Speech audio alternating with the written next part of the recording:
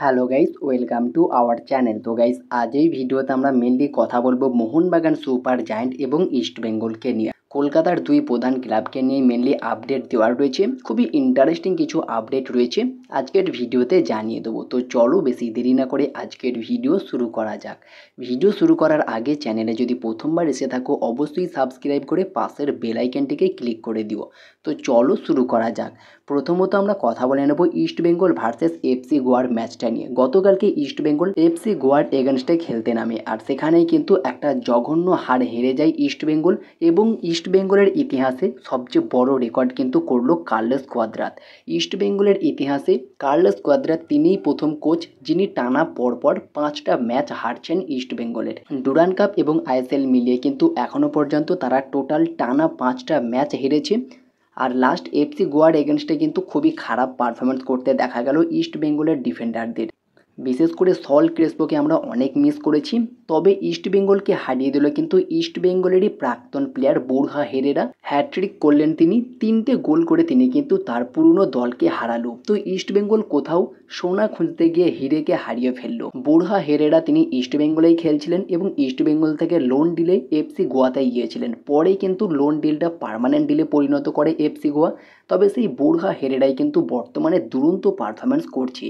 East বেঙ্গলে মাদি Talal, Dimitrios ডায়ামান্টাকস এত ভালো ভালো বিদেশি আসলেও বোরহা হেরেরা কিন্তু চোখে আঙুল দিয়ে দেখিয়ে দিল গতকালকের ম্যাচে বোরহা হেরেরার কতটা কোয়ালিটি রয়েছে। সেখানে মাদি তালাল তুচ্ছ মনে হলো। মাদি তালাল যদিও একটা গোল করেছে পেনাল্টি থেকে, তারপরেও কিন্তু বোরহা হেরেরা আনস্টপেবল ফুটবল কিন্তু খেললো গতকালকের ম্যাচে এবং তারই 3টে গোল ইস্ট বেঙ্গলকে কিন্তু আরও একটা হারের সম্মুখীন করলো। এবং বোরহা হেরেরা এই মরশুমে তিনিই প্রথম প্লেয়ার যিনি হ্যাট্রিক করলেন।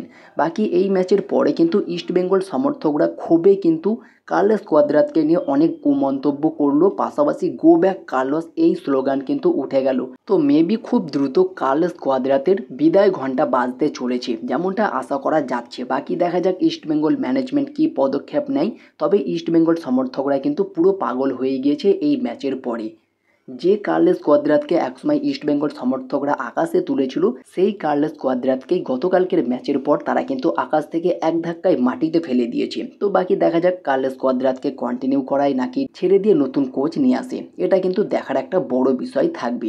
এরপরে যদি কথা বলা যায় অ্যালেক্স হাজিকে নিয়ে, তো অ্যালেক্স হাজি ভারতীয় এই ডিফেন্ডারের সঙ্গে কিন্তু হায়দ্রাবাদ এফসি একটা লং টার্ম চুক্তি করেছে, তোমাদেরকে জানিয়েছিলাম। তবে কতদিনের চুক্তি সেটা তোমাদেরকে জানানো হয়নি। তো 4 বছরের একটা লং টার্ম চুক্তি কিন্তু করেছে অ্যালেক্স হাজির সঙ্গে হায়দ্রাবাদ এফসি।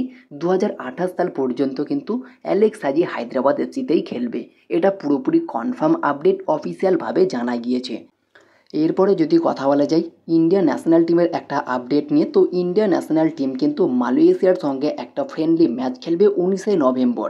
একটা ফ্রেন্ডলি ম্যাচ কিন্তু খেলতে চলেছে এই দুটি দল, এই আপডেটটাও কিন্তু রয়েছে। এরপরে যদি কথা বলা যায় মোহনবাগানের আপডেট নিয়ে, তো মোহনবাগান কিন্তু রাজার মতো প্রবেশ করলো বেঙ্গালুরুতে। বেঙ্গালুরু এফসির এগেনস্টে আজকে ম্যাচ রয়েছে, আর সেই ম্যাচ খেলার জন্য তারা বেঙ্গালুরুতে আসে এবং রাজার মতো মুকুট পরে প্রত্যেকটা প্লেয়ার কিন্তু বেঙ্গালুরুতে প্রবেশ করে। রাজার মতো প্রবেশ করলেই হবে না, রাজার মতো কিন্তু জয় তুলে নিয়ে বেঙ্গালুরু ছাড়তে হবে, এটাই কিন্তু আমাদের মেন উদ্দেশ্য। বাকি দেখা যাক মোহনবাগানে এই ম্যাচে জয় পায় কিনা, তোমাদের মতামতটা অবশ্যই কমেন্টে জানিও। এরপরে যদি কথা বলা যায় জেমি ম্যাকলারেন, তিনি কি প্রথম থেকেই খেলবে, এই প্রশ্নটা আমাকে অনেকেই করেছো।